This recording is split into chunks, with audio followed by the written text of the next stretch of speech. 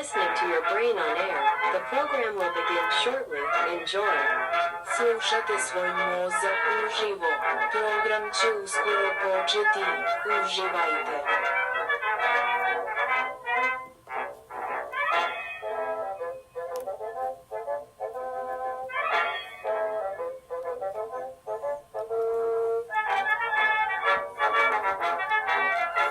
Good afternoon, everyone. Welcome to Your Brain on Air. I am your host, Ollie Vogt Larson, and cocaine isn't cheap these days. Just rip cigs and go bowling like your dad used to when he wanted a minute away from you and your naggy mother. Ladies and gentlemen, welcome to the Wednesday broadcast. I cannot believe it. We're already 7 days into January. I know you're taken aback. I'm taken aback. Neither of us can believe it. I mean, given how limited the amount of time is that we've spent in this new year, you think that we wouldn't have very much to cover, but quite to the contrary, we have quite a lot to cover this episode, and we have had quite a lot to cover the last few episodes. So, ladies and gentlemen, thank you so much for joining me for today's broadcast. I am so excited to discuss with you the new and interesting stuff going on, but in the meantime, we have to discuss an unfortunate incident that is occurring inside of the Twin Cities, and it's quite frankly, it's shaken up that community. It's shaken up the people of Minnesota, and I'm making a prediction here because I know we're still a few months out from Easter. You're going to hear about it when you go to Easter. You're going to hear about ICE enforcement. You're going to hear about all these sorts of things. You are going to be interested in finding eggs. You're going to be interested in, I don't know, like going to brunch with, your brothers, your sisters, your nephews, your grandpas, and whatever family you call family. You're going to be concentrated on that, but one of those family members is going to be asking you why exactly a Minneapolis woman was dead after an interaction with DHS. Reactions are pouring in from across the political map, ladies and gentlemen. On January 7th, today, during a large-scale immigration and customs enforcement operation in Minneapolis, Minnesota, described by the Department of Homeland Security as one of the largest enforcement actions ever, an ICE agent fatally shot a 37-year-old woman in her vehicle. According to an official DHS statement, the incident occurred when a group of individuals began blocking federal agents conducting targeted arrests, leading to a confrontation. DHS officials reported that the woman, identified in some accounts as one of the violent rioters, allegedly weaponized her vehicle in an attempt to ram and run over law enforcement officers, prompting an agent to fire in self-defense, according to their own statement. No law enforcement officers were injured in the incident. She was the only person reported injured by this entire situation. We're going to review some clips from the media, some clips from the news, because in situations like this, you got to pour over as much data as possible. Just like George Floyd, if you just go with like, oh, media narrative, this is like what I'm hearing, so this must be the truth. Oh yeah, he must have overdosed. There was no sign of fentanyl in his system. Obviously it was the cop kneeling on his neck, even though there was no bruising around his neck. You know what I mean? Like, you get into the really messy details of things, and then people immediately go like, oh, you're right wing or whatever, and it's like, no, I'm just fact interested, when a lot of you aren't, unfortunately. So in an attempt to be fact interested, I'm going to take you along a tour of the facts. I'm going to take you along a tour of this so that we can formulate a nice middle of the road opinion that's not going to be influenced by, we hate ICE and we're going to kill ICE agents, one battle after another, Leonardo DiCaprio or whatever, like nominated for Best Picture, definitely. And it's not going to be like, it doesn't have to go the other way of like, deport every single person, no path to citizenship. You know what I mean? We're going to formulate a nice down-the-road opinion of, hey, I'm a genteel American. I eat Pepperidge Farm like everybody else. I just want my tax dollars not to be stolen. I want to know that the people coming to this country love our country as much as my ancestors did. And I want to know that I'm living in a place where I know that my neighbors aren't going to be trying to rape my children. Isn't that like a not unfair thing to expect from society? Like, okay, folks, so let's begin this travel through multiple sources of media outlets. Let's begin with CBS News. Bing bong, play. Good afternoon, and thank you for watching CBS News 24/7. You're welcome. Lindsay Reiser. One person is dead following a clash between federal agents and protesters in Minneapolis. That is according to the Department of Homeland Security. Yeah, I just told them. DHS says ICE was conducting targeted operations in the southern part of the city when several people began blocking agents' cars. The department claims the victim, a 37-year-old woman, was one of the violent rioters who weaponized her vehicle and tried to run over agents. According to the Minneapolis police chief, she was in her vehicle, blocking the roadway. Federal law enforcement approached her on foot. She began to drive off. At least 2 shots were fired, and the vehicle then crashed. The mayor of Minneapolis says that she suffered a gunshot wound to her head and was pronounced dead at the hospital. And he disputes that she used her vehicle as a weapon and said, quote, the narrative that this was done in self-defense is a garbage narrative.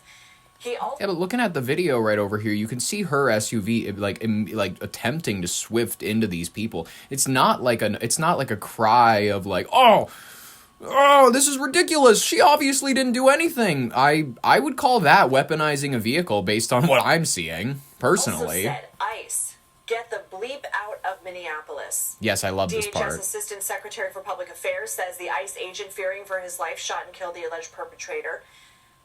Mayor Fry of Minneapolis says he does not have the identity of the agent at this time and says an investigation will need to be done. When asked whether the state will be able to file any charges, the death comes amid an influx of I like that he's like, we're already going to file charges. We don't know whether or not he was acting in self-defense. We're going to file charges right now. It's just like it is literally just like the George Floyd situation. They're going to jump right into prosecuting the guy before he's even had his day in court. They're going to turn the media against him so that any jury that gets thrown on this case is immediately going to feel like, oh, I'm not going to be safe to go home if I find this person not guilty, despite if the facts are heading in their way.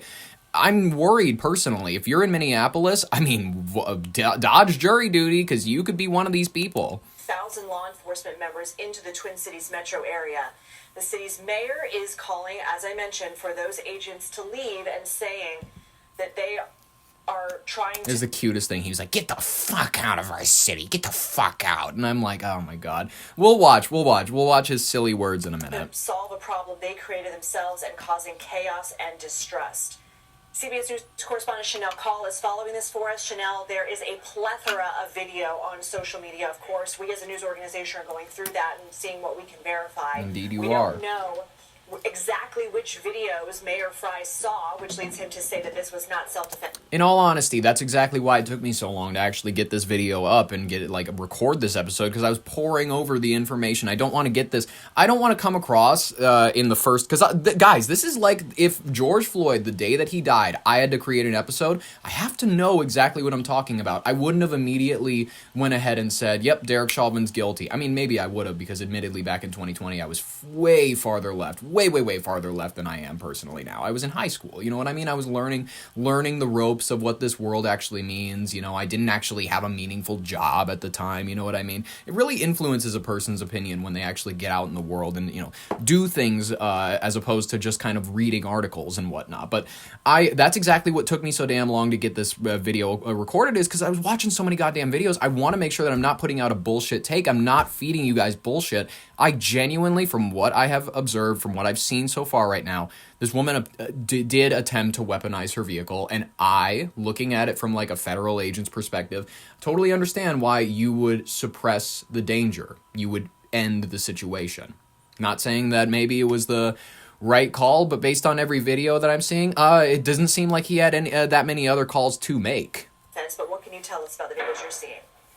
Yeah, there is a lot of video showing up on social media, Lindsay, and some of it is purporting to show the moment that those shots rang out in that South Minneapolis neighborhood. Again, we are working to confirm and to verify that video before we can share it with you, but I do have 2 new videos that have been verified from our CBS News teams that I can share with you right now that show the aftermath of that shooting. So take a look at this. You can see that there were ICE agents sort of lining the snowy street, and then you see them kind of... Yeah, the woman's car is crashed into a tree. As though that happens if you don't have really poor intent towards the people that you're driving at. Pulling out this person from the car. They seem to be then performing CPR on this person, of course. Which is a waste of time, in my personal opinion. You shot her in the head, man. Just call her good. Call her good. When they shot Osama bin Laden, do you think they went and gave him mouth-to-mouth? You know, the camera is going back and forth. You can imagine this was... And yes, the media, if people actually listen to the show, they would have clipped that and they would have said, oh, your brain on air host, Oliver Larson, compares Minneapolis shooting victim to Osama bin Laden. That's not what I said. What I said was, if you are acting in the line of duty, you're going to come across people where if you shoot them and, you know, you went ahead and you tried to kill them when you shot them and it looks like a headshot or it looks like, no arteries, no saving that one. I'm saying, what's the point of jamming your hand on their chest and contaminating the scene? I just don't understand. Like, what benefit are you giving this woman? Whatever. Quite a chaotic scene. But at the end of these videos, two things are true. You see them carrying this person away on their hands and feet. We also heard from a witness on the scene, Lindsay. I want to play for you part of that interview. Take a listen. They were not allowing EMS to come with in timely manner. They were DHS and them. They were blocking the roads and not letting EMS come with like time, like the ambulance. He keeps calling it DMS. It's DHS. Get it right. Minnesotans, they're so cold that they can't, their brains literally, they freeze up. And they're like, DMS, DHS. I corrected myself, but I'm going to say DMS. Jesus. They just kept the roads blocked for a very long time to the point the body had to literally get carried out the way it did. Now, as for what happened in the moments that led up to this shooting, that's still what we're working to determine and to verify right now. But we did get a couple of different accounts of what happened. So let's start with what DHS is saying unfolded here in Minneapolis today. I'll share my screen with you so you can see this, and I'll read you part of this social media post, Lindsay. It says, ICE officers in Minneapolis were conducting targeted operations when riders began blocking ICE officers, and one of these violent riders weaponized her vehicle, they say, attempting to run over our law enforcement officers in an attempt to kill them. It goes on to say that this is characterized by DHS as an act of domestic terrorism. You could battery, assault, impeding an officer. You can charge her with all of that. Like, come on, domestic terrorism. Let's get real here. Officer fearing for his life, the lives of his fellow law. This woman didn't have a bomb strapped to her chest. She was trying to slam into federal agents with what appeared to be, I'm going to be honest with you, it looked like a Camry. I don't know. I'm not a car guy. Defensive shots. So a couple of key things coming out of here. We know there were multiple shots. That is what DHS is confirming. And then later on in this statement, they also say the alleged perpetrator was hit and is deceased, also adding that the ICE officers who were hurt, they say, are expected to make full recoveries. Now, I was talking to you about how we're getting varied accounts of exactly what happened, because we also, just moments ago, Lindsay, heard from the city's mayor, we heard from local law enforcement, and they have a very different account of what happened. In fact, local law enforcement just moments ago said it doesn't appear that the person, quote, rammed anyone.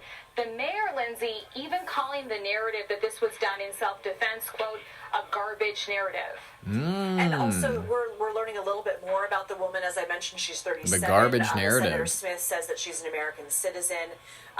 And that is the craziest thing, is that this is Department of Homeland Security. This woman was a citizen. This woman was a resident of Minnesota who just so happened to get a little rowdy when her favorite empanada salesman was getting thrown into handcuffs, and she got a little upsetty, and she went ahead and she acted a certain way, allegedly. You know what I mean? I'm not saying that whatever. But, didn't sound very much like she was cooperating with police in a very George Floydian situation. So did learn in that press conference. I'm curious if we're going to see woman shot by ICE agent Memorial Square anytime soon. I wonder if they're going to take this region of the city where this woman got shot, and they're going to turn it into an economic hellhole the way that they did with George Floyd Square, where he ended up dying. Now you see that neighborhood. I've been there. Just last year, it's crazy. The residents are begging the city to please send in send in actual police, send in the people. We are actually it's seriously, you're not sending in forces anymore. No one's defending our businesses. We're getting robbed daily. It's ridiculous. You can see on the news articles and whatnot down there, there's petitions being signed because the police, they've been limited on their numbers. They've cut at least 50% of their force over the last 5 years. So it's gone from 600 officers to less than 200. It's a ridiculous cut, and now they're not able to police and supply the certain regions of the city that are just kind of falling into ruin and decay, and it's disgusting. And I imagine that whatever this woman's name is, let's go with Sharon Babinski. Sharon Babinski Square is going to be a beautiful area where a strong independent female weaponized her vehicle for the justice and for the state of good to defend an innocent illegal alien from being taken in handcuffs by DHS. She was a hero. Sarah Babinski, did I say Sarah? Yeah, I think Sarah, I'm pretty sure. Sarah Babinski was a hero. She was an independent she was an abolitionist who believed in open borders. She didn't believe in borders. But she was a beautiful martyr for the cause. By the way, just a curious observation. If witches are a symbol of femininity and feminine independence and whatnot, and how they're so girl boss and whatnot, why are they always shown walking around with a broom? I don't understand that. It's the patriarchy in action, and I kind of love it. It's iconic. It's like, we cast the spells, we like commune with the moon and whatnot, but like we're ready to clean your house. We're ready to clean your house if you give us some like, what is it, Eye of Wart, or what is this shit that they always like say in the spell books and whatnot. Like, admittedly, they are powerful, they're sorceress women and whatnot and all that, but they're still subjects of the patriarchy, just like every other woman. Apparently, I didn't know that. This is according to their folklore, their literature, not mine. I want to get to Mayor Fry, excuse me. His last name is spelled Frey, so it bothers me. Frey. It's spelled Frey, pronounce it Frey. But he's like, no, it's Fry. I want to be like the guy from Philip J. Fry. I want to be like from what's it called? Is it Futurama? Yes, Futurama. I want to be like the guy whose dog he got frozen, so the dog stays outside of the store and like stays there forever. I will wait for you. He loves that episode, and he really wants people to compare him to Philip J. Fry. That's why he does the updo with his hairstyle and all that stupid shit. I'm hoping that he actually does get his head froze or like preserved. Like in that show where they have all the celebrities with heads in containers. I hope that we preserve Jacob Fry's head so that he can be a beacon of democracy, of a white guy who preserved heritage. Not his heritage, but other people's Somali heritage, and he just did his best for minorities and whatnot. Like, he'll be the new. He is. I'm sorry to say it, Jacob Fry. Fuck Malcolm X. It's Jacob Fry. Fuck Malcolm X. He was ridiculous. He was an extremist at heart. Jacob Fry is who we need to idolize and we need to teach children about. Speaking of which, let us take a look at this civil rights hero, this new Frederick Douglass. Quite frankly, let's hear his words about the ICE shooting today. Let's hear it, folks. I want you to hear it. Local elected officials. Yeah, I just told them that. Let's hear it. There's a lot of information that is swirling around right now, and we collectively are going to do everything possible to get. And I love that. He's like, I'm on it. Get 2 black people behind me. I need to show that I'm diverse. I need to show that I'm down with the blacks. I'm down with the Negroes and the Browns. Get them all behind me. I don't want one white lady behind me. Get to the bottom of this, to get justice, and to make sure that there is an investigation that is conducted in full. But what we do know is that a 37-year-old woman is dead. And that she was shot by ICE. Why didn't they cover, the Bondi Beach killer this way? What we do know is that some fella who took his firearm to the beach looking to have a fun day is dead. This gentle, radical Islamist was just looking to have a fun day at Bondi Beach. We've dreaded this moment since the early stages of this ICE presence in He's going to blame it on ICE. He's going to go like, ICE is here, ergo, why wouldn't you kill him? Minneapolis. This is the logic of old West towns, like, Deadwood, South Dakota, or like the Oklahoma territories and whatnot. Like, you go back to the 1850s, and when a Pinkerton, like a federal agent guy showed up, it was rare. It was like this guy who had a badge on. You were like, oh, the United States government, that thing we still apparently all live in. Oh, this guy's just showing up. He says he represents the Fed. He showed me like this thing or whatever. It's like this energy of whatnot. He's like, ugh, these Pinkertons, these lawmen trying to come into our city and establish, they're trying to get the illegals out of our city because we refuse to. You gotta shoot them dead in the streets. What's the only right response? Not only is this a concern that we've had internally, we've been talking about it. Really?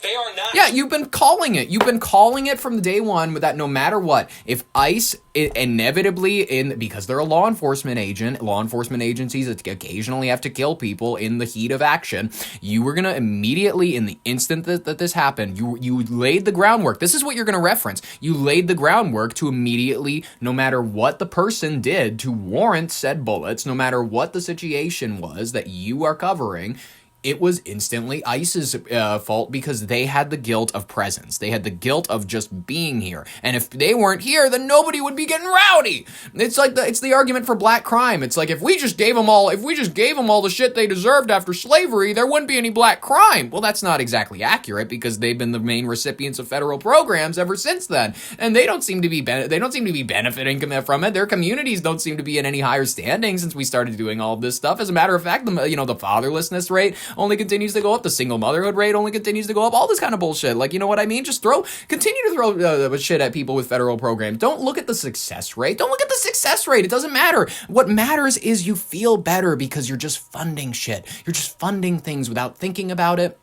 And you're told that it goes to good hands. Here to cause safety in this city.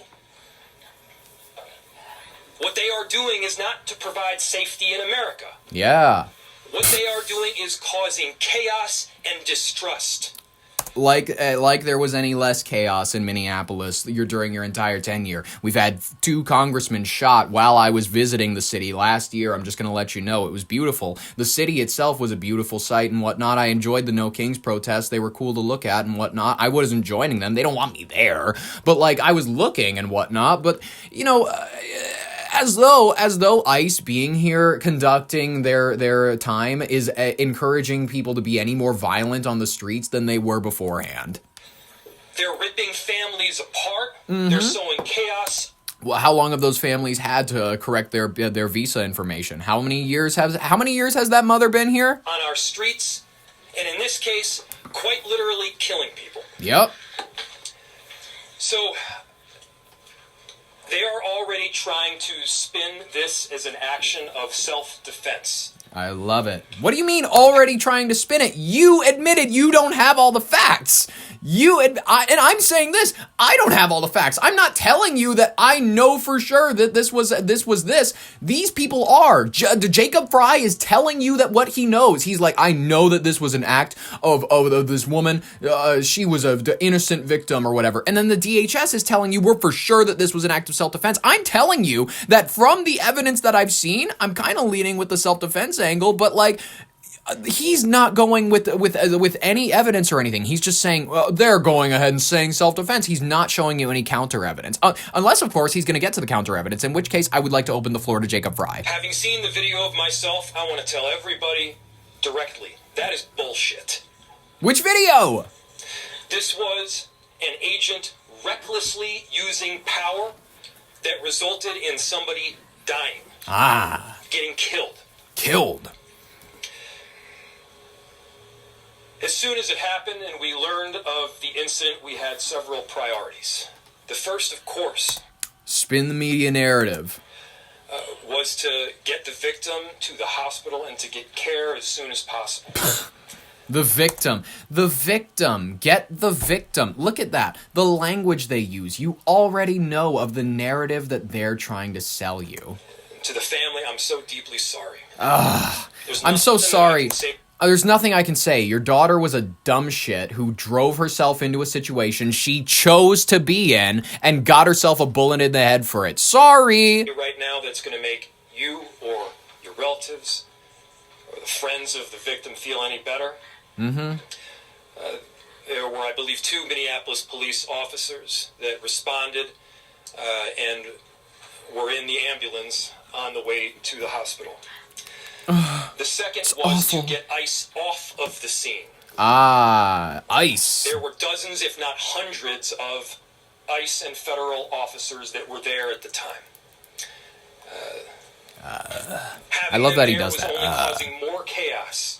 Having them there was only making a difficult situation even more problematic. And you could argue that having the police there, that's what liberals have been saying this whole time. They've been saying, hey, quit it with sending police when a mental person is going crazy. Send a mental health professional. Have a therapist talk down that person with a needle in your front yard. That, yes, they created themselves.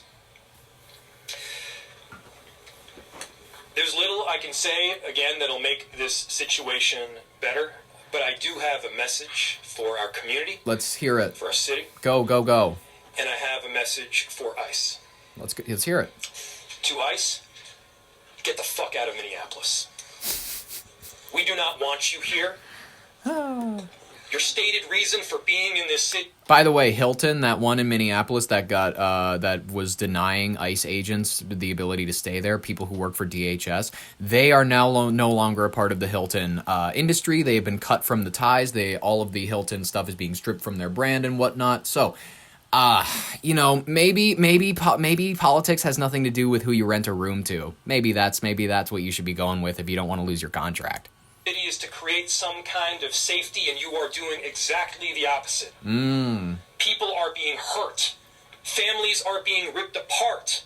Long-term Minneapolis residents that have contributed so greatly to our city, to our culture, to our economy are being terrorized, and now somebody is dead.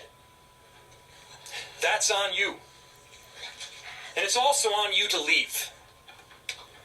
It's on you to make sure that further damage, further loss of life and injury is not done.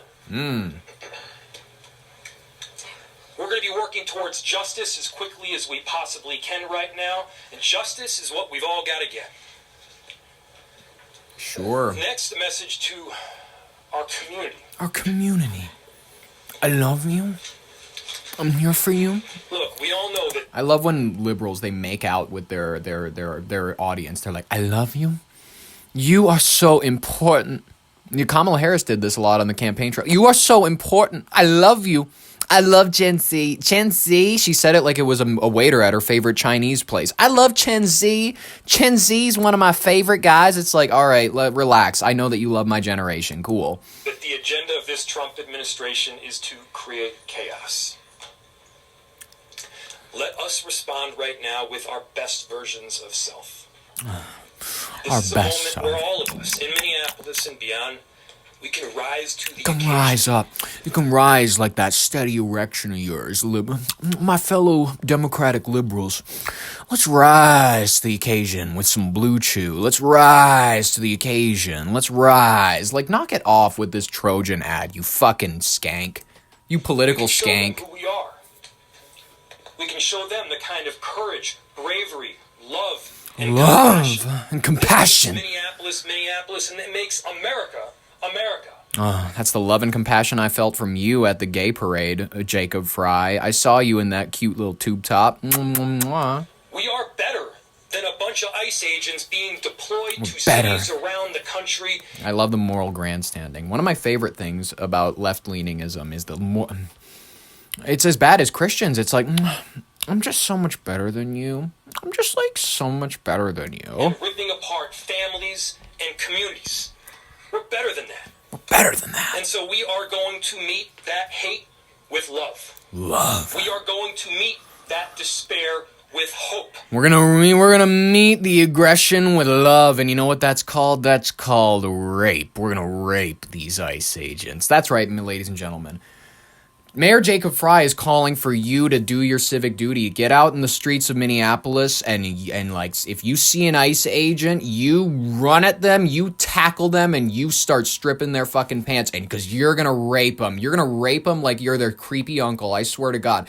Jacob Fry, ladies and gentlemen, do your civic duty. If you're a good Minnesotan, get out in the streets and rape them good. Because that's exactly what you need to do. According to Jacob Fry, this guy. I'm not saying that I want this. It's this guy. He's like going, I want to rape ICE agents. I want them to be out of our city. And if you're in our city, you're going to be met with the love and compassion that the Democratic Party is famous for, pioneered by individuals like Andy Dick and like Bill Clinton and Jeffrey Epstein, long-term associate of the Democratic Party. Let's go ahead and let's just say, You're gonna be met with the love that Minneapolis is famous for. First city of brotherly love. That's Philadelphia's nonsense. This is the city of incestuous love, of incestuous 70 IQ Somali love. Somali love. We are going to meet that injustice with constitutional justice ourselves. Yep. And we're going to make sure that in this very difficult moment, we do not take the bait that these ICE agents are trying to create and that the federal government, to be clear, wants. They want us. I'm going to give it the black lady grunt. I agree wholeheartedly. Folks, don't be hot under the collar about shit. I'm just going to say that. Don't be hot under the collar. Don't be angry. Don't be, like, I keep warning every person I know with a temper, don't involve yourself and block up police activity. You're gonna get shot. I don't care if they're detaining a mother. I don't care if they're detaining your favorite whatever. You know, I don't care if the Mandarin place is great. Cantonese food is great. I agree with you. But man, I'm just gonna be real with you. You need to get it under control. You need to stop this oh, I'm gonna save. That carriage of migrants being taken away. I'm gonna chase it down with my horse. Like, that's not what's gonna happen. You are living in a one battle after another fantasy. You are gonna get shot chasing down that train. I'm sorry. That train is on its way to Alligator Alcatraz, and if you try to intervene, I'm sorry to say it, you're not gonna be remembered as a hero. You're not gonna be remembered as whatever you hope to be remembered for. You're going to be remembered as a statistic, as one more notch on the board. And that's it. That's unfortunately it. Ladies and gentlemen, it's a lovely first story. It's a lovely, time for Minnesota, I'm going to be honest with you. It's a lovely time for Minnesota. We're having so much shit come out with the DHS, the audit. It's revealing backdating, the whistleblower claiming fraud in the Comer v. Waltz trial that's being covered right now. There's a ton of shit to going down with Tim Waltz, and not to mention this article that came out from the Free Press. I'm gonna play you the just abbreviated version of it because I think that it's a good time for you to get a nice little picture of what the national image is of Tim Waltz. If you are a Minnesotan yourself, you probably are a little blind in a weird way to what the national image is of your governor. Because I was at first, I was like, oh yeah, maybe people will receive him as nicely as the rest of the people in this state have. No, they were able to detect the fraud right away. They were able to detect that this whole like football coach who served in the military kind of stuff was just to win over middle class and rural voters and whatnot. Like, here, we're just gonna go ahead. Free Press. I'm gonna leave you the floor. This lovely gentleman with something to say apparently. Tim Walz is proof that no matter how big you get, if you ignore glaring problems at home, you'll inevitably fail. The Minnesota governor and recent vice presidential nominee just dropped his bid for a third term on Monday after a massive fraud scandal in his state gained national attention. Walz's downfall is a cautionary tale for all politicians with national ambitions. Walz was elevated to the national stage last year for two big reasons. First, he had a folksy style and resume that progressives hoped would appeal to conservatives. Military service, hunting, teacher, and football coach. Yep. Second, he had a progressive record on big national issues like trans rights and climate change. But when it comes to governing his own state, he showed nothing but hesitation and failure. In 2020, when the George Floyd riots were burning Minneapolis, he waited 3 days before calling the National Guard. And Well, obviously, listen, don't blame him. He was like, look, folks, you gotta let him get it out. You know, if you're gonna have a city full of people, I'm not gonna go send in the National Guard and send everybody home on the first day of protest. That's ridiculous. That'd be quashing the civic right. As Americans, we all paid into this city. And if you pay into a city, by golly, you have the right to burn it down. And if your government is incontinently constitutionally racist, well, by golly, I'm gonna watch the Target field burn.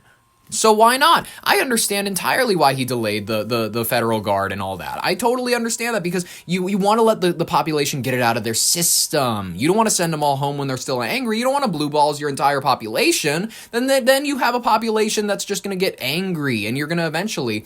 We're proud of how not similar to Philadelphia fans we are. We're going to be climbing the street poles soon enough. Federal authorities found billions in aid stolen by Somali criminal rings over the years. He did little to investigate, and he denied the problem. Politicians like Gavin Newsom with national ambitions should take note. No matter how big you get, you won't survive if you let things get out of control at home.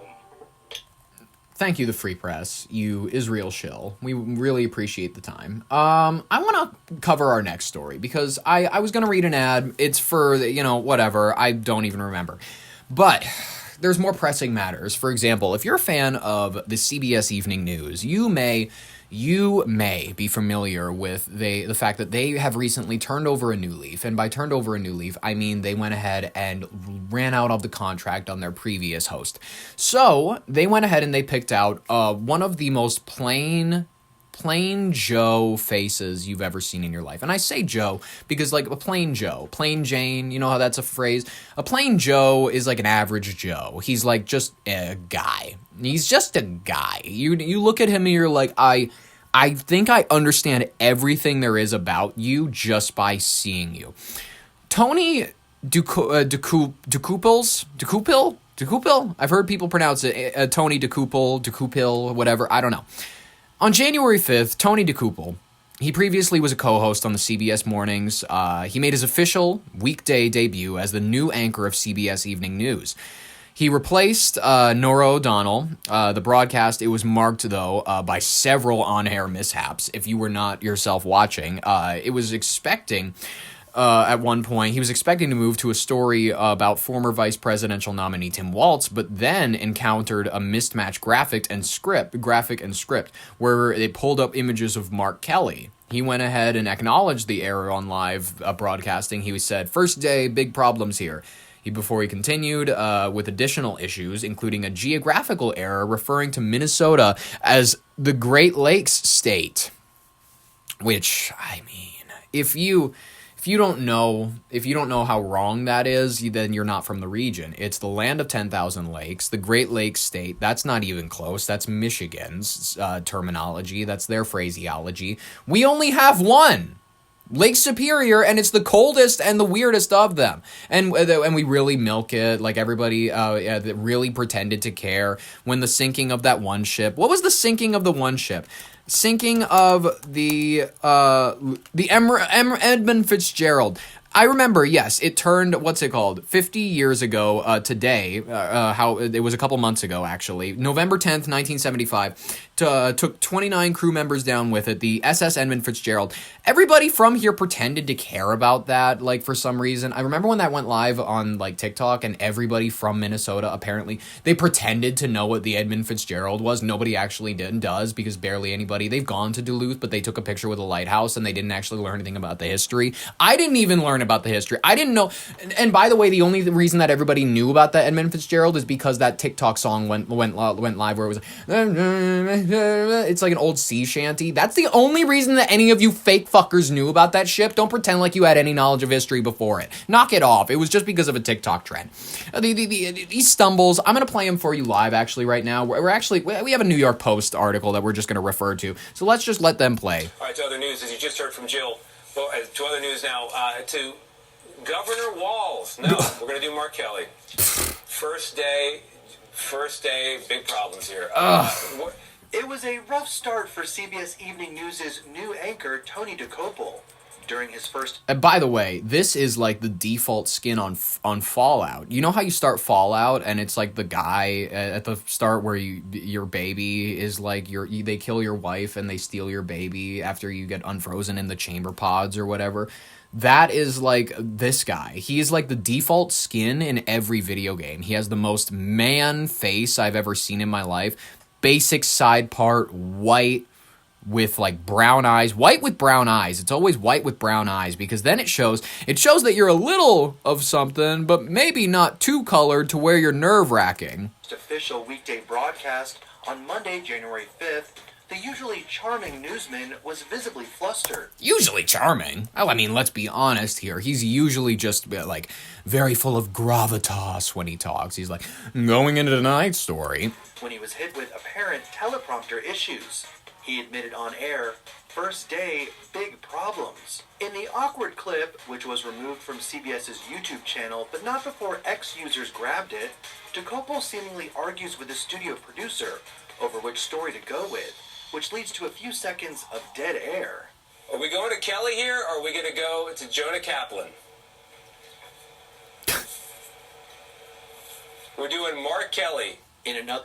I mean, you guys, if you actually watch the broadcast, it sounds and looks like an episode of Your Brain on Air. It looks like he was high for most of this. It looks like he's high. It looks like he's kind of like zoned out a little bit. And now, listen, I understand me bringing that level of professionalism to this because admittedly it's a side thing. I don't make any money from this. I'm doing this for fun. He is making however many figure salary reading the news to you, making sure that he is like a Walter Cronkite. He gets the facts straight. I don't get the facts straight. You come to me because you want to hang out with Ollie at a bar. You're not coming to me because you want the CBS news. You're like sitting next to a drunk at a bar and listening to him rant at the television about how Tim Walz is stealing billions from the Minnesota people. That is what you sign up for when you go to Your Brain on Air. You're sitting in with me at a tavern and whatnot. This is a guy who's like pitching, no, I'm a newsman. I'm a newsman and I read you the news. That's not the level of professionalism you were communicating last night. I'm just going to be real. Another embarrassing moment when he finally moves on to the Tim Walz segment, the copy referred to Minnesota as the Great Lake State. That's actually Michigan. Minnesota is famously the land of 10,000 lakes. While some praised how Dokoupil was able to roll with the technical difficulties, many weren't so kind online, calling it a total show. Others implied the flub might be politically motivated. Welcome to the resistance, teleprompter person. There's been a lot of chatter about CBS News' new editor-in-chief, 41-year-old Barry Weiss. The Jew has nothing to do with this. Don't involve the Jew. Last month, she yanked a 60 Minutes piece from air about CCOT, El Salvador's notorious mega prison hellhole, where the Trump administration has sent suspected migrant criminals. Well, because it wasn't going to make the Trump administration look very good, so of course she had to pull it. It wasn't going to make them look very nice. Barry also plucked Tony from CBS Mornings, where his longtime co-hosts, including Gayle King, gave him a spirited send-off. As the new anchor of CBS Evening News. Yes. Woo! By the way, Gayle King is smarter and more intelligent and just better at composing herself than Sunny Hostin ever has been. I know she probably doesn't have any experience in the legal field. I'm going to be honest with you. I don't know anything about her. But Sunny Hostin, kick her out. Kick her out of The View. I don't want her on there anymore. She's just... Because after she went ahead and she goes... What the United States did in Venezuela was illegal. They did not have the authority to do this. And, she went on her, usual, whatever, legal bullshit. She is ridiculous. I think that a lot of her opinions are half-baked. I don't think that she offers very much to that show, admittedly. Like, I'm not asking for her to be silenced. I want her to have the freedom and right to say as much dumb shit as she wants, because then people will realize that she's a dumb shit. But, like, in moments like that, I go, I don't care how much, like, you have this stamp on a degree where it's like, oh, yep, you're smart. According to this university, you know the law, whatever. You may have studied for this and this test, this and this test. I'm not saying that whatever. She has experience in her own field. She has experience in whatever. But when it comes to like common sense, on the ground, just like decent thoughts, she's very detached from your average person. She's not at all in touch with the idea that like, oh yeah, brutal communist regime overturned, Venezuelans are celebrating in the streets. She is going like, well, the legality is messy. And this really just sets new standards for what America, and I feel like this is going to open the door for China to take Taiwan. China was already going to take Taiwan, excuse you. That was always going to happen. Many people will tell you that it's Chinese. I'm not going to tell you what to think about the issue. I personally go like, it's people who ran away from China kind of wanting to avoid Chinese rule. I would feel iffy about them rejoining China, but if they want to, whatever. I don't care. People can govern exactly how they want to. And people in Taiwan, relatively, they're kind of mixed on the issue. But like, The point of this side thing was to mention that Sunny Hostin went ahead and disagreed with the overturning of Maduro. I think that she's ridiculous. I think that a lot of her opinions can be ridiculous.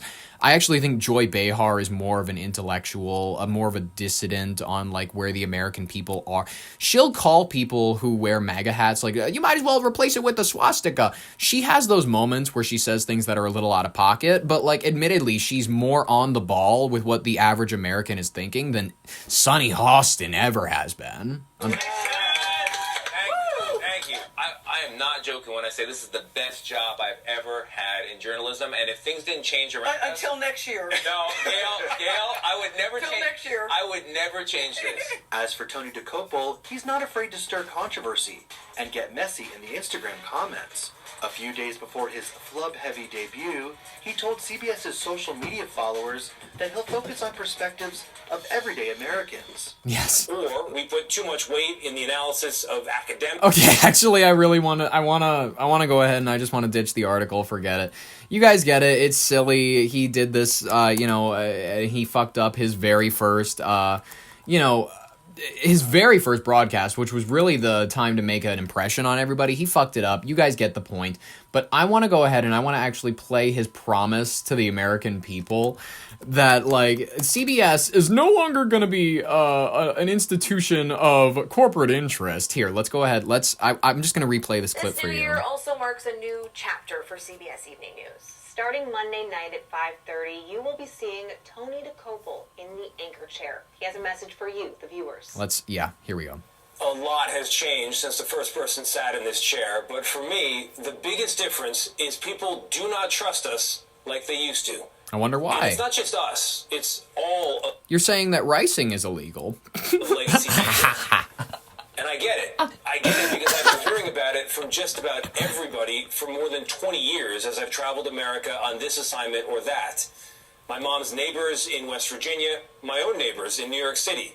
Thousands and thousands of conversations in between. Sometimes people want to talk to me about our coverage of NAFTA or the Iraq War. Other times it's all about Hillary Clinton's emails or Russiagate. Or more recently, COVID lockdowns, Hunter Biden's laptop, or the president's fitness for office. I mean, bro, these are all topics we were covering in 2023, 2024. COVID lockdowns. Bro, this is 5 years out. 5 years out. Listen. Yes, the COVID lockdowns were ridiculous. Are we ever going to repeat them? Probably in some states that didn't learn. But, I lost. I'm not going to be one of those stupid. I was a graduate of the year 2021, so not 2020. The graduates of the year 2020 are so much more annoying. They're like, I didn't get a prom. I didn't get this. I didn't get that. I didn't get a graduation. I go like, yeah, I wore a mask to my prom. I wore a mask to my graduation. It fucking sucked, and we all look like dorks because it ended up not actually doing anything. So you look at old photos of the graduation ceremony, and it's just a bunch of idiot liberals in Minnesota wearing a bunch of masks, sitting in their get up, like watching my favorite teacher give a speech and call me out and whatnot. And then he goes puts on his Nixon mask and gives the salute and whatnot. And then everybody's just sitting there all stupid and yep, we all have our masks on because this was really going to save all of us. This was going to save lives or whatever. Even though we had the vaccine for over a year at that point, whatever. The point is, on too many stories, the press has missed the story. Because we've taken into account the perspective of advocates and not the average American. Or we put too much weight in the analysis. Oh, he got lit up by Andy Cohen. Andy Cohen, the sex offender, alleged sex offender, who hosts New Year's Eve with Anderson Cooper very often and whatnot. The one that everybody points at and they're like, who's that guy? Who's that guy that stands next to Anderson Cooper and makes him read goofy tweets or the lyrics to Taylor Swift's Wood or something like that? You know what I mean? And then it turns out he has he has suits right now that are lawsuits that are getting fucking sorted out in court about whether or not he credibly sexually assaulted this one former girlfriend of his that also worked at whatever. It's messy. Nobody wants to talk about Andy Cohen or the rumors around him, but he's just a slimy fella, and he lit this guy up. He was like, you trust experts too much? That's ridiculous. It's no, he's just saying that maybe we rely too much on experts' opinions and not the average Americans. We don't take both sides into account. That's all he's saying. Of academics or elites, and not enough on you. And I know this because at certain points, I have been you. I have felt this way too. I felt like what I was seeing and hearing on the news didn't reflect what I was seeing and hearing in my own life. For sure. And that the most urgent questions simply weren't being asked.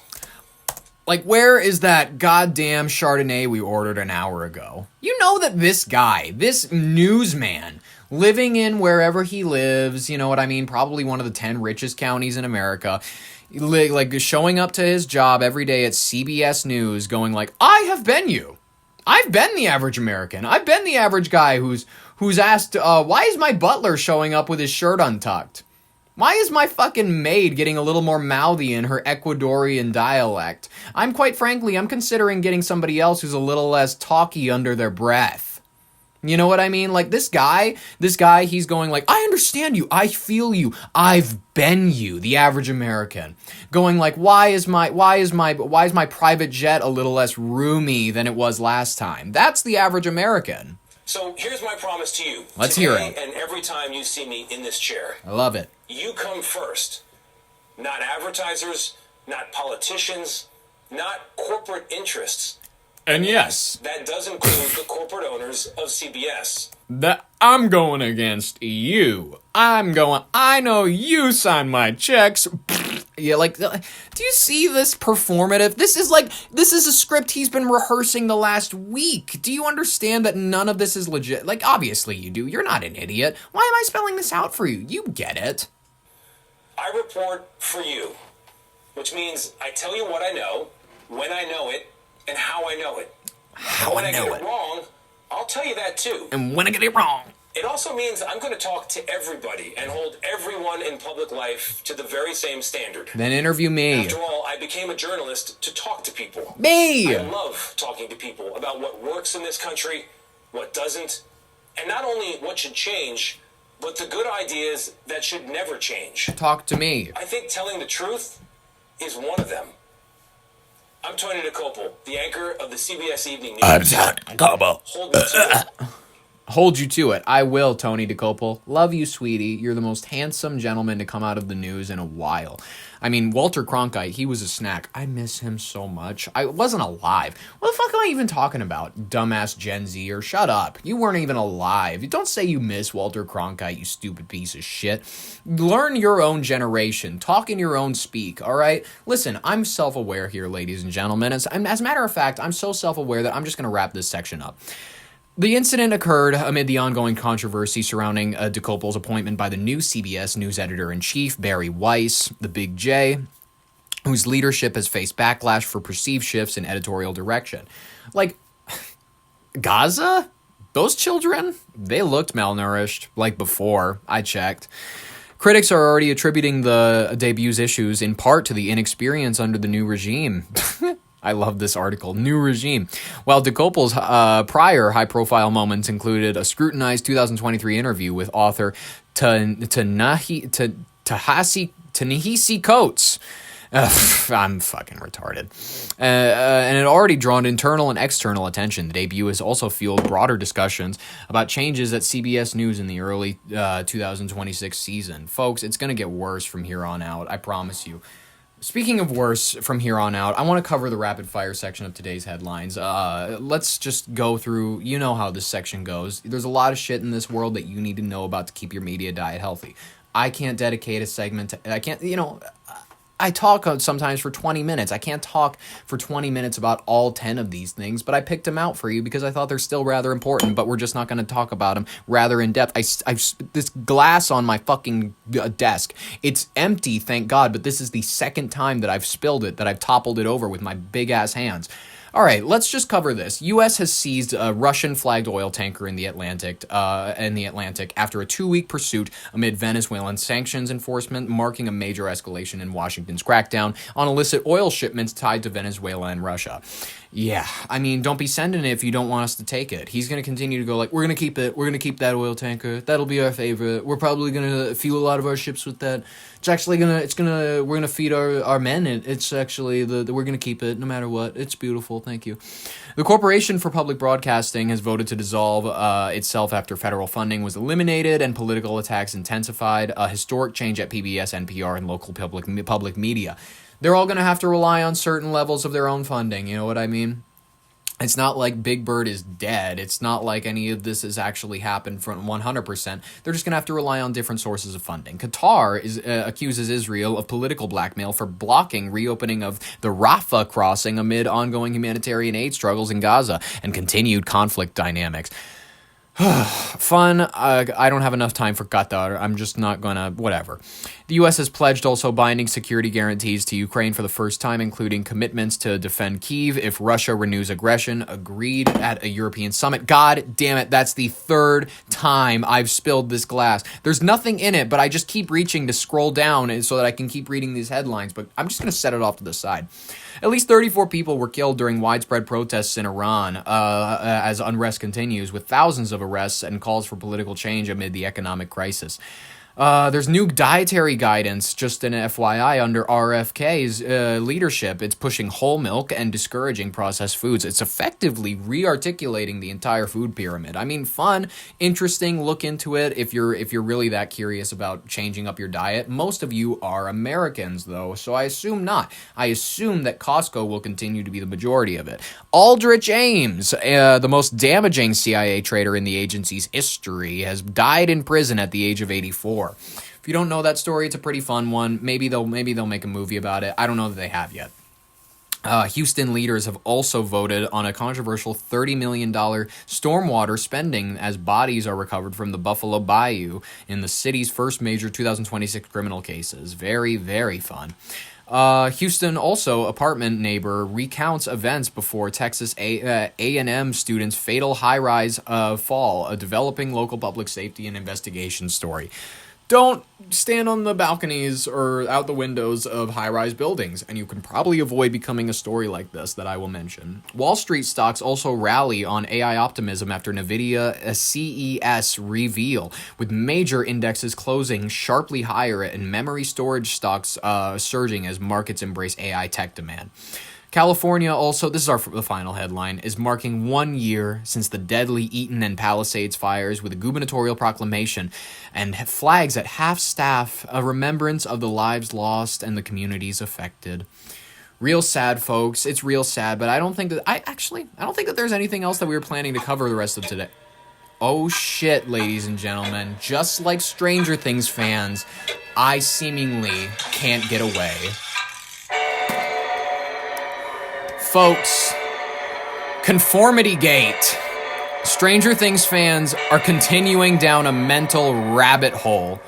We're assuming, and this is assuming, if you have not already heard, a secret 9th episode is predicted to drop tonight, the real finale. Folks, if you are not mentally retarded, if you are not, chronically online, I don't blame you for not knowing anything about what I'm talking about right now. This headline that I'm reading you is referring to the viral fan conspiracy theory. It's known as Conformitygate. It's emerged in early January 2026 among Stranger Things enthusiasts, devastated and dissatisfied with the series finale.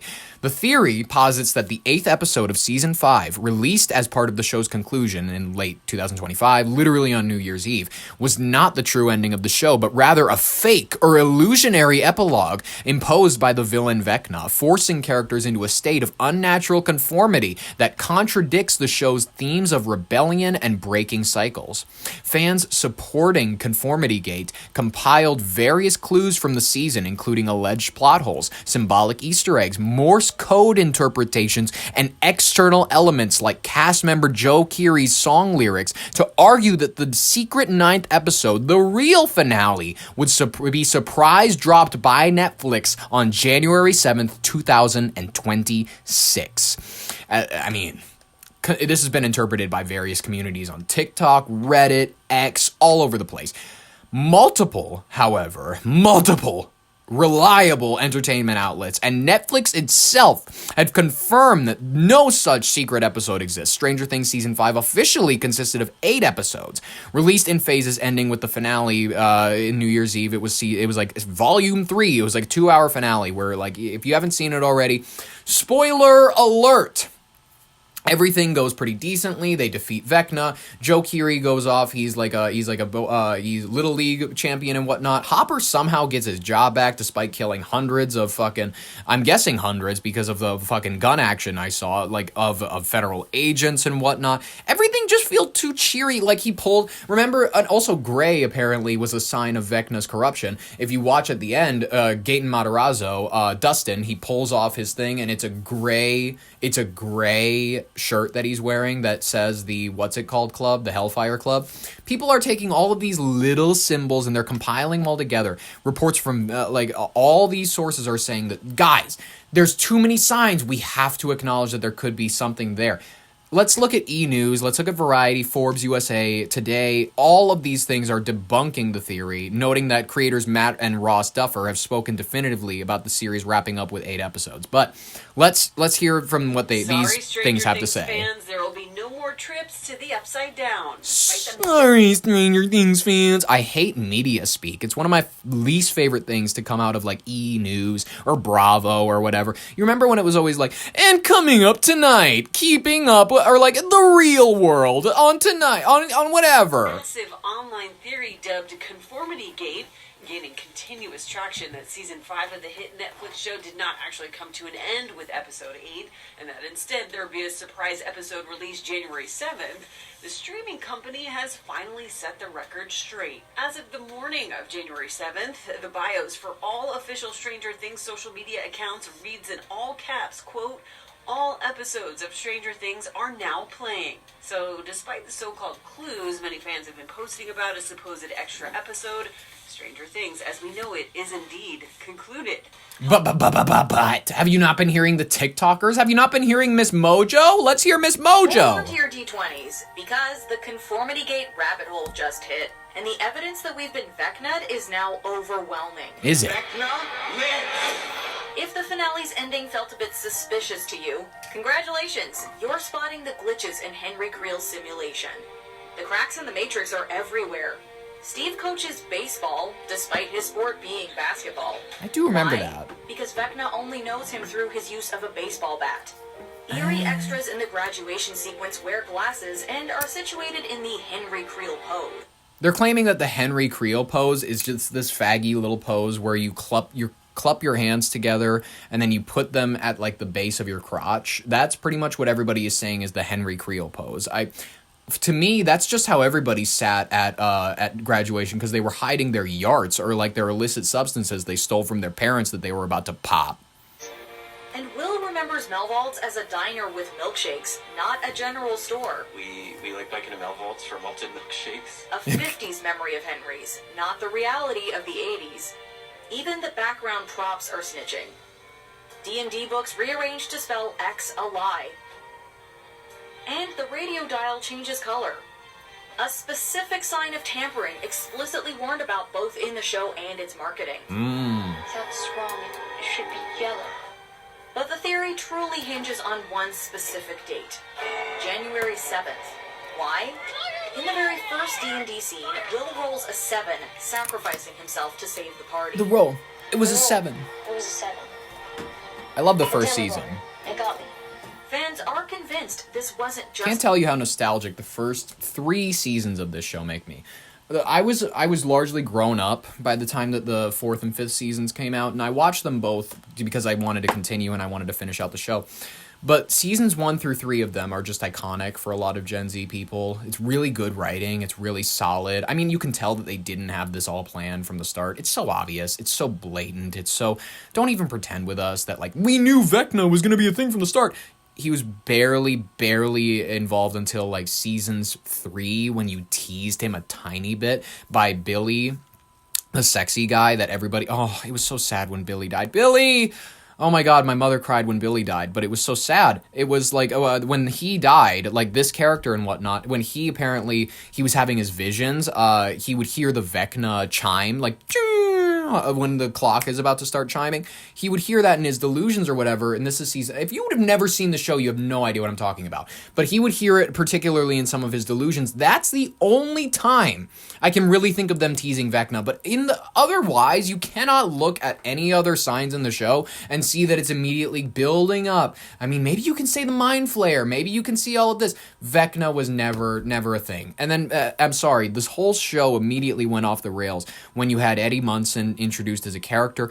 Eddie Munson is a character that really derailed Stranger Things as a fandom, as a group, as a bunch of people. He was portrayed by the British actor Joseph Quinn. And if you don't know Joseph Quinn personally, I've seen him in a lot. He's been in Game of Thrones. He was in what's it called? He was in Fantastic Four, the most recent one where he played Johnny. He was in Gladiator 2. He's in Game of Thrones, Stranger Things, all of that, A Quiet Place. Everything that I have seen him in, I don't particularly find him to be convincing. I'm not saying that this is like whatever, I just hate him as a person. I think that they killed Billy off in season 3. They killed off their sexy actor that was like, oh my god, he's literally appealing to every person. Not just moms are like appeal to him, like the dads are getting hard over this guy. Like, you killed off the only one guy that you had that was like, oh yeah, he's a recall back to that era that really makes, he's a heartthrob. Then they like had a little bit of a heartthrob energy with Eddie, where they tried to make female characters attracted to him. They tried to make him a little bit more of like this, I don't know, just this like the adult cool guy figure for the kids that they want to follow. It's like, it never worked. It never was going to work. I never liked Eddie Munson, and if you did, I'm sorry. I don't know what else to say except for maybe you were a fan of the song Eddie, baby, I just saw Steve. All right, let's listen to the rest of their evidence. It was a timestamp. Yes. Not coincidentally, this was the same amount of time that Will was missing in season 1. 7 days. January 7th could be the release date of the real finale. And it marks exactly 1 week since the fake finale aired. Right now, the believers are living the Joyce Byers effect.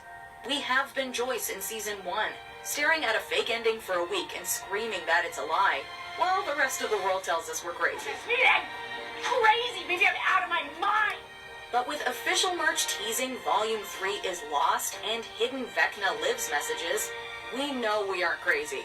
Tomorrow will prove that we're not just staring at Christmas lights. Well, it is tomorrow, and if it doesn't drop by like 7 or 8 p.m., 8 p.m. Eastern Standard, 7 Central Time, you're all going to look very crazy. I mean, this is mental patient. Every person now who's telling you that Stranger Things is going to drop something today, call the cops for them. Here's another TikToker. Might actually be getting something tomorrow. Because why did Netflix Netherlands in their bio put one last episode but upside down? Why were there people planted all over that WWE Stranger Things crossover event telling Mike to wake up? Why did Netflix post a photo of Mr. Clark with a clock with the hour hand at a 1 and the minute hand at a 7? And when you count the letters in their bio, it comes out to be 1-7. The Duffer Brothers said that we could expect a dark Christmas, but that didn't happen. But what happens on January 7th, Orthodox Christmas? But LP, they've already announced that they're releasing a documentary on the 12th. That's weird. I mean, these are people who went like Charlie Kirk is on top of the menorah and the Jews killed him. If you look at the shape of the place where all the students were sitting, it's shaped like a menorah. These are like hunting for symbols within symbols. Like it is so far beyond where normal fans should be with the end of their show. Game of Thrones fans didn't do this. Game of Thrones fans didn't have they didn't want to go ahead and say like, oh yeah, Jon Snow didn't actually have that happen to him. He actually went ahead and he did this. You can't just make up endings that are gonna, like, maybe, they're hoping. That's suspicious. Because the Duffers have also said that Vecna's inspired off Freddy Krueger. Holly was watching Nightmare on Elm Street when her and Max went into her memory, remember? And what was Freddy Krueger's 7th movie? It was a meta movie, like a documentary where the real-life actors played themselves and Freddy came into the real world. Interesting, because when Millie Bobby Brown was asked to use one word to describe the finale, she used the word meta. What is going on? At the start of the epilogue, it makes a point to focus on Indiana Jones and the Last Last Crusade, which was heavily marketed to be the last Indiana Jones movie, but we know that was a lie because there was 2 more after it. Friends don't lie, remember? Why is part of the marketing campaign the WSQK radio host named Mindy Flair and Vance, which are anagrams for Vecna and Mind Flayer, and in their final broadcast it ended with us hearing the sound of Vecna's claw, like we're still counting down to the true ending. Why when you type in the words I believe on Netflix's TikTok, a pop-up of dice rolling appears? And why when you type in secret ending into Netflix, it links you to Stranger Things? I should probably go to bed. You need to be put in a cell. I will call for you. I know the people who made the movie. What's that one movie? I know the people who work at the clinic who inspired the movie One Flew Over the Cuckoo's Nest, and they do the lobotomies. They have Nurse Ratched. They have everything. It's still there. I know that engine. He picked up that thing and threw it through the wall and escaped at the end, and like you saw him run away. Yeah, but that doesn't mean the clinic stops. They literally show at the end, Nurse Ratched, she has the thing. She has the neck brace. She has the thing where she's like, all right, everybody, we're still going to keep doing my schedule. We're going to do that. We're going to do that for you because you need to be helped. Every person promulgating this theory needs to be put in a padded cell and needs to be maybe forgotten about, unless, of course, you are their therapist. That's my theory. That's my theory that I'm going to work with and that you're going to work with for the time being. Ladies and gentlemen, thank you so much for listening. This has been a treat for me. I hope it's been a treat for you to collect all of these stories, to gather all of this for you. It's been a wonderful time. I hope that you enjoyed today's broadcast as much as I've enjoyed purveying it for you. Subscribe if you want more, like if you liked it. In the meantime, I've been your host, Ollie Vogt Larson. I really appreciate you giving me the view. I hope that you come back for tomorrow's broadcast and then Fridays after that. But in the meantime, I'll say it again. I've been your host, Ollie Vogt Larson, with your brain on air. Thank you so very much for listening, and bye-bye.